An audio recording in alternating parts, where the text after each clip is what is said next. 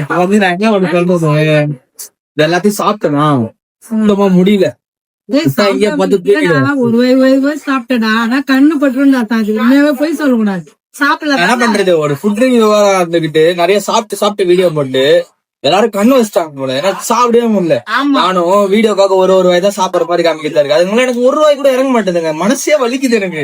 அதுக்கு என்னால சாப்பிட முடியல. எல்லாமே அருமையா இருந்தது. எல்லாமே சூப்பரா இருந்துச்சு, அதெல்லாம் குறை இல்ல. ஆனா அதுக்கு மேல சாப்பிட முடியல என்னால.